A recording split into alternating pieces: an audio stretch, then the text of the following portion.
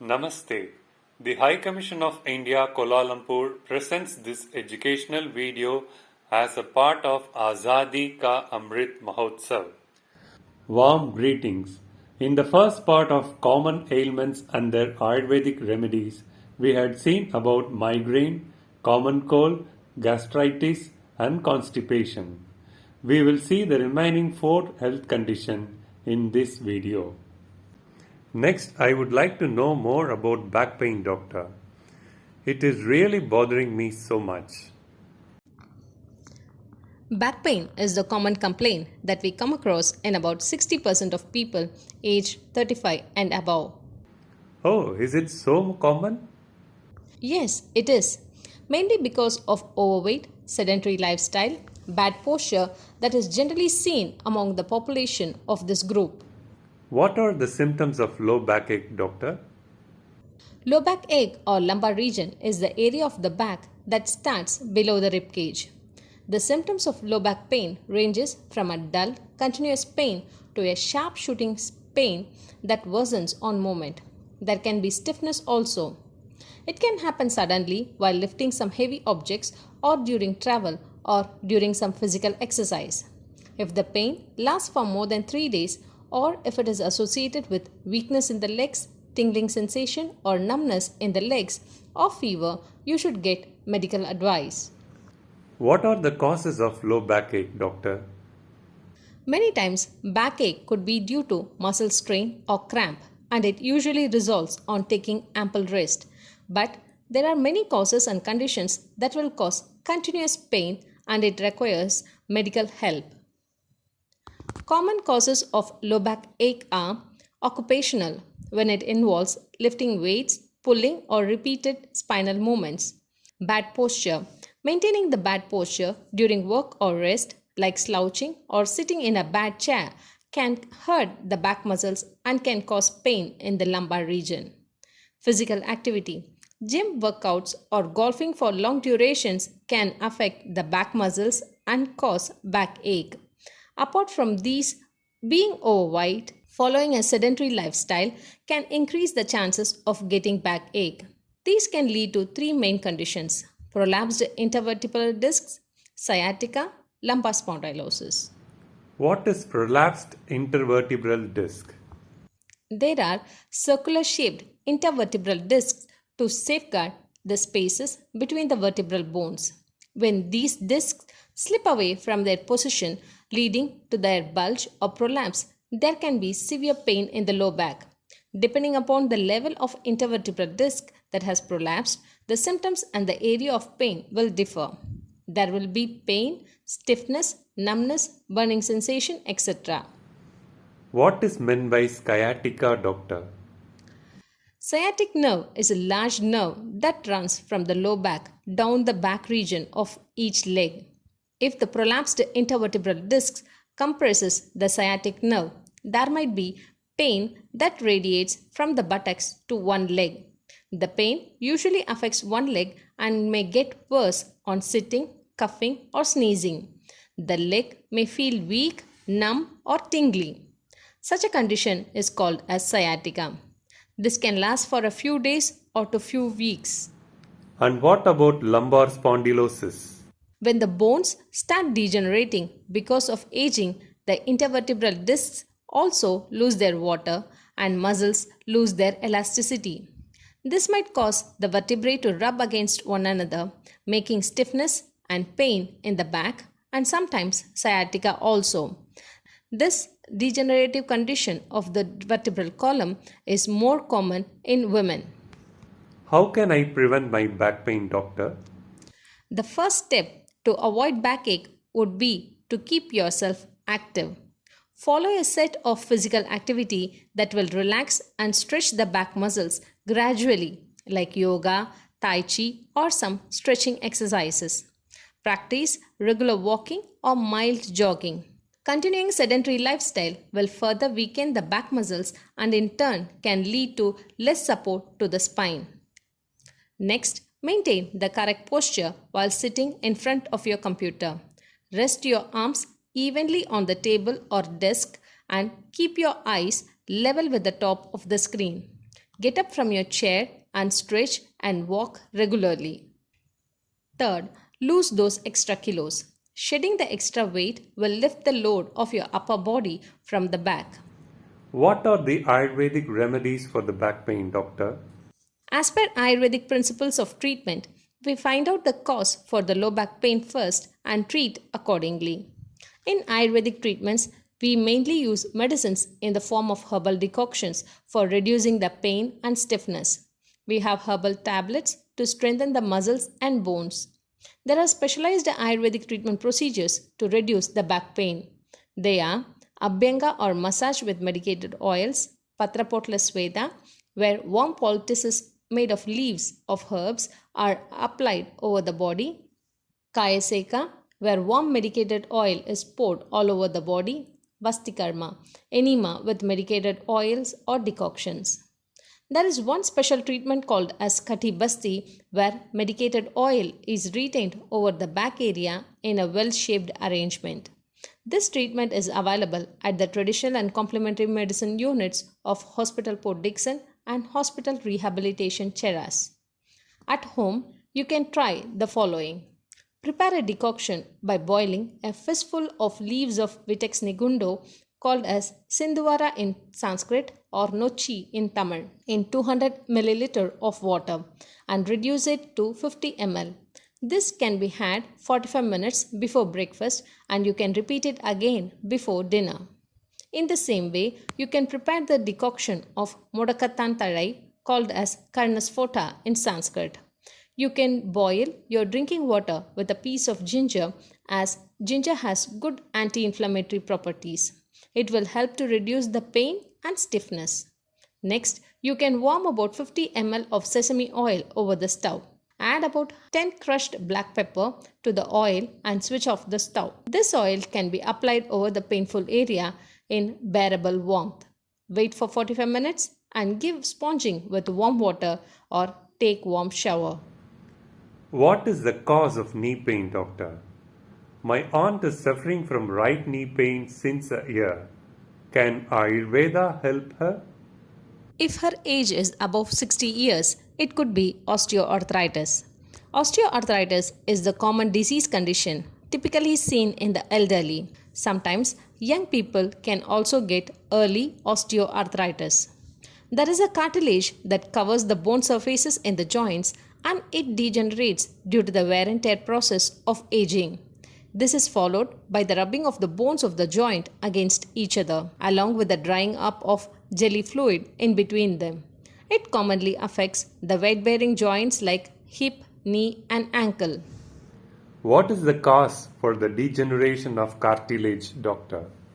While age is considered to be the primary factor for osteoarthritis, there are certain risk factors for getting it. Being overweight and obese can increase the stress on the knees. Being female, there are more chances for early bone degeneration due to decreased bone density.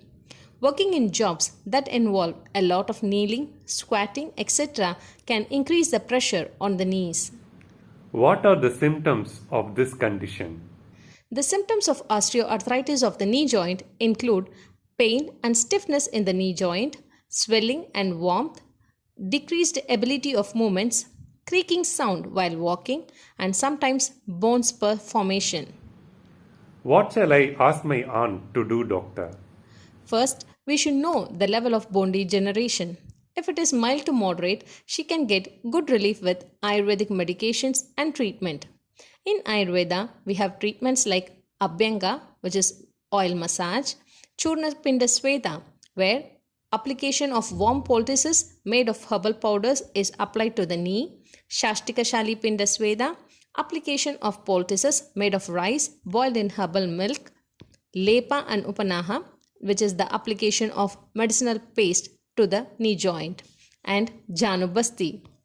Janubasti is the unique treatment for osteoarthritis of knee where warm medicated oil with herbs will be retained over the knee joint by a special arrangement. Janubasti will heal the joint surfaces, improves the lubrication and delay the degeneration and improve the mobility of the joint. This service is also available at the Traditional and Complementary Medicine Unit of Hospital Port Dickson and Hospital Rehabilitation Cheras. At home, she can try the following. The same herbal decoction of Sindhuvara mentioned for back pain can be used in knee pain also. The seeds of ajwain or omam can be pasted with water, made warm, and applied over the painful joint. Wait for about 45 minutes for the paste to dry.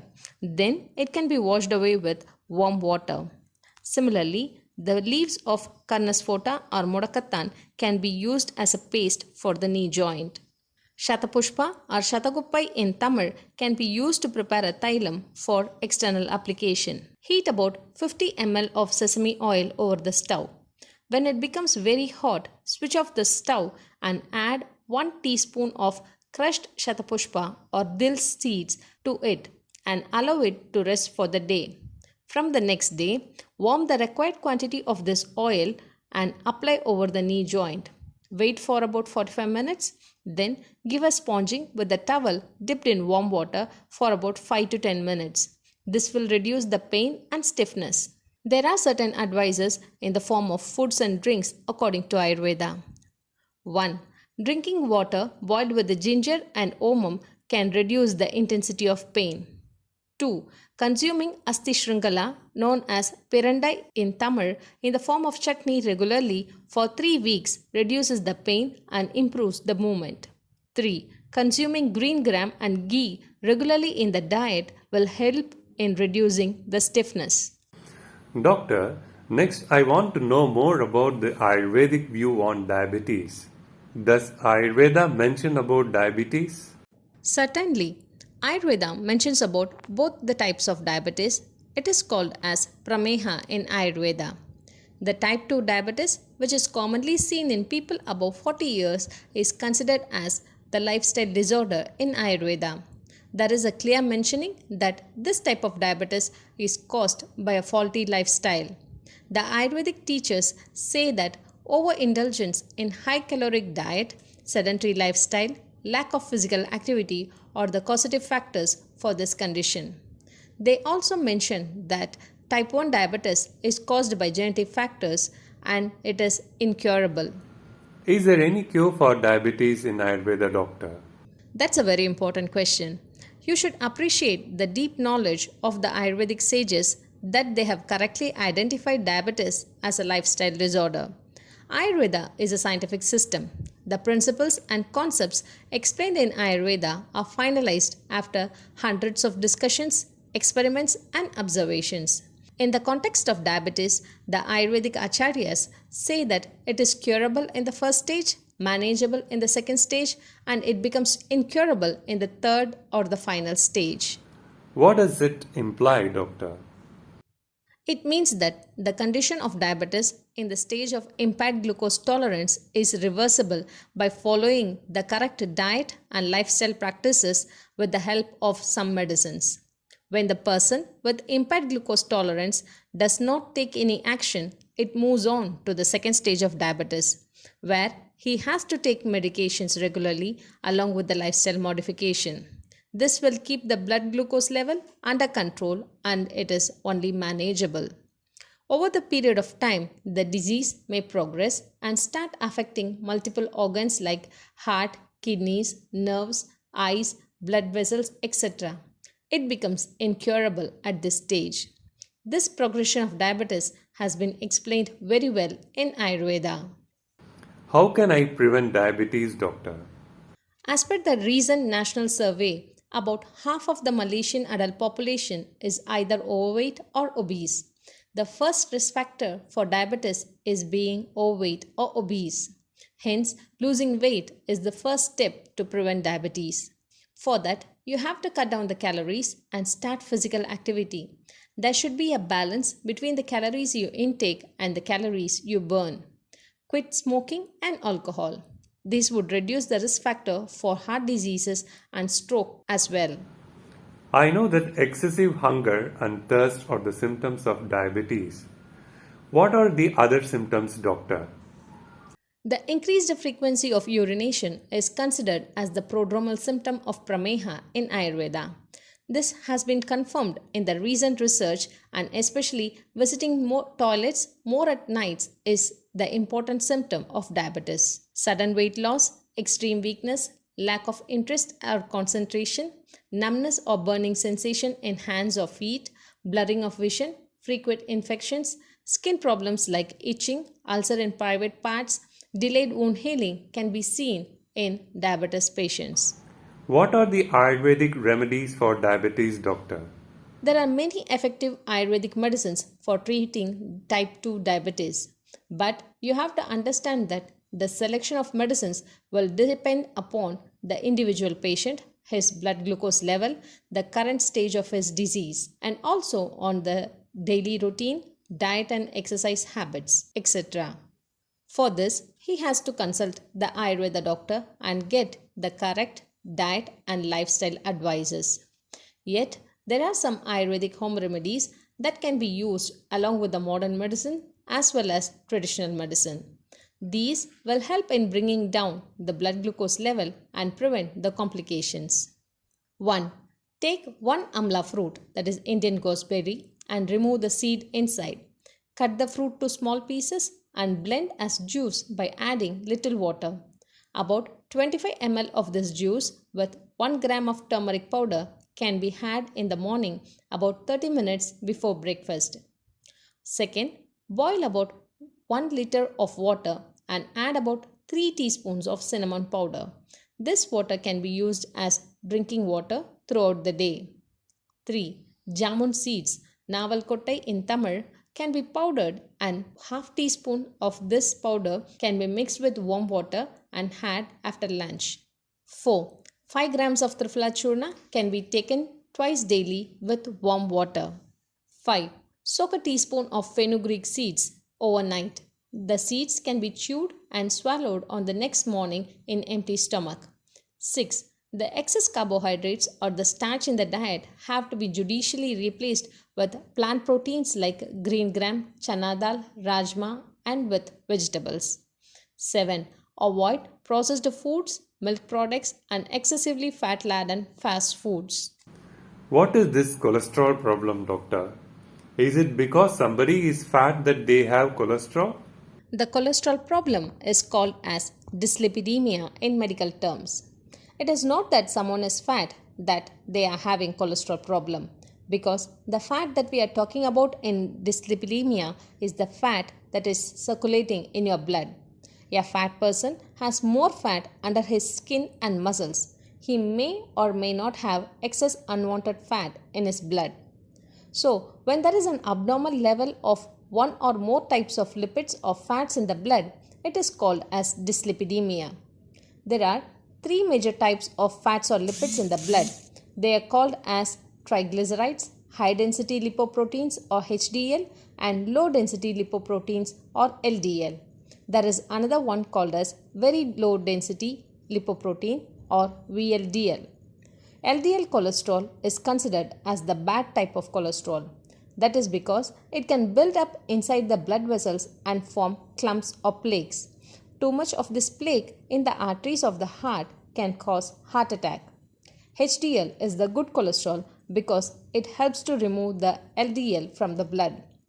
Triglycerides come from the calories you eat but do not burn right away. Triglycerides are stored in fat cells. If you eat more calories than you burn, you can get a buildup of triglycerides. High LDL and triglyceride levels put you at a risk for heart attack and stroke. Low levels of HDL are linked to higher heart disease risk. You can remember it like this: high should be high and low should be low. That is, HDL should be high and LDL should be low. So, what is the cause for this cholesterol problem, doctor? There are basically 2 types of dyslipidemia.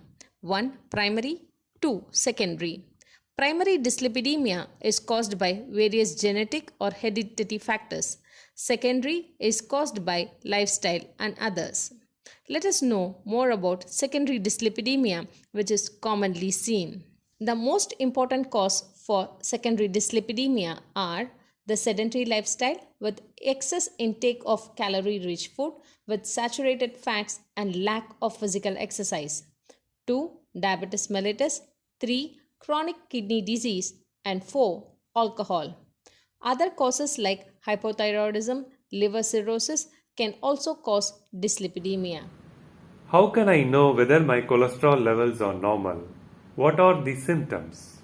As such, there is no specific symptom for having dyslipidemia.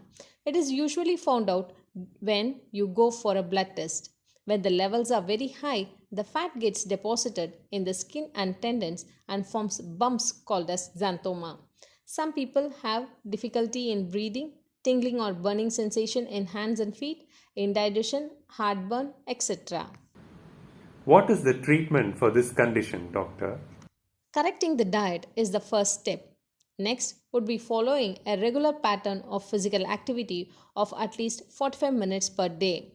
If you are overweight or obese, lose weight. Stop alcohol. Should I take medicine for this, doctor? That depends on the levels of lipids in your blood. Once you consult an Ayurveda physician, he will guide you about the Ayurvedic medications and the lifestyle changes. There are medicines that correct the body metabolism and also help in lowering the cholesterol levels like Gugulu, Arjuna, Garcinia, etc. There are few Ayurvedic home remedies that you can follow along with your medicines. 1. You can replace the tamarind used in cooking with Garcinia, which has anti-lipid properties. 2. Start using black pepper for spicy taste than red or green chilies. 3. Some people may overindulge in garlic thinking that it is good for cholesterol. It is good for cholesterol, but sometimes it will cause burning sensation in stomach or acid reflux. So, one should use garlic in moderation. 4. Taking curry leaves as powder or chewing raw curry leaves is very helpful. 5. Turmeric has good lipid lowering properties. Taking it along with the food as we do in our Malaysian cooking will make it more absorbable in the body. 6. The wonderful effects of moringa or moringa leaves should be emphasized here. They are very effective in reducing the total cholesterol and bad cholesterol levels and improving in the good cholesterol levels. Consume moringa leaves 3 times a week to keep your cholesterol levels within limits. Apart from this, moringa leaves are also rich in minerals, antioxidants, and vitamins. That's a great advice, doctor. It is really an eye opener to know that so many things from our kitchen can help in fighting diabetes and cholesterol. Thank you for sharing these simple and effective Ayurvedic remedies for common ailments, doctor. We also understood the medical details of these ailments. I am sure that everyone will be benefited by this presentation. Thank you. Thank you. Jai Hind.